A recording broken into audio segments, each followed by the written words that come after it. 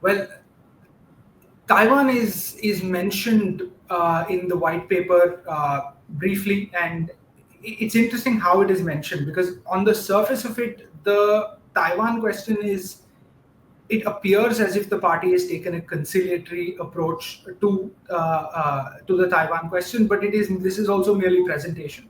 So the section on Taiwan is laid out in a way that makes it look like China is considering a softer approach.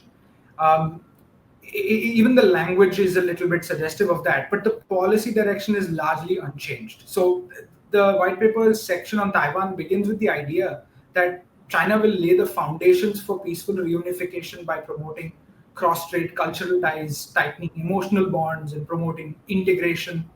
Uh, but this section, because it begins this way, it gives the impression that China is taking a softer line.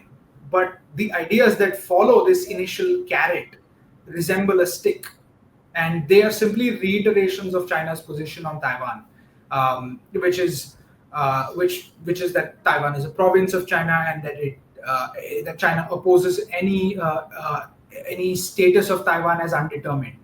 And the white paper leaves us with the reminder that China will never promise to give up the use of force and reserves the options of taking all necessary measures.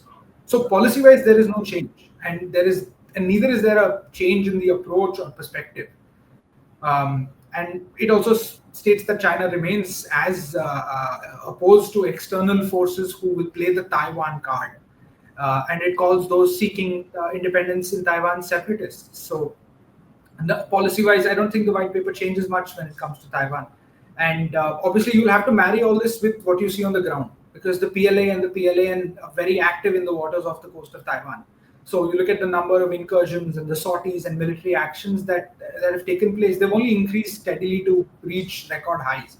So only 2 days ago, the two aircraft carriers, Liaoning and Shandong, were operating together for the first time off the coast of Taiwan, Japan, and in the South China Sea.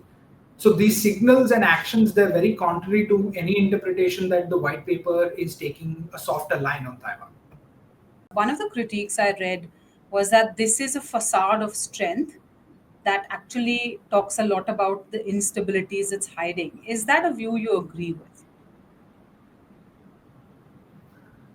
Well, it's a bit of both, I think. The paper is about addressing the internal and the external sources of insecurity by modernizing the national security apparatus, and at the same time, it's about building up resilience and strength to counteract any insecurity. So the paper sort of signals China's unwillingness to remain inactive to US actions against its interests. So to the international audience, it's signaling China's reliability in the face of US unpredictability, and it's projecting that it is the defender of economic globalization. So there are lots of signals being sent out via this paper, and one of which is to present China as a positive force, and to communicate that China is strong and will act accordingly.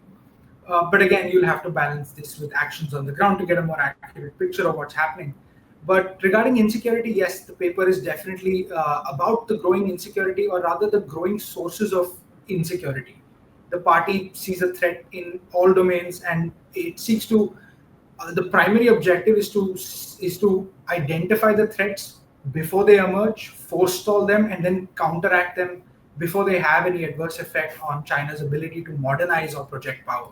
And this sort of wide spectrum thinking on security challenges, I think it reveals that there are some serious concerns about stability and security, which will determine the future of China that the party is really concerned about.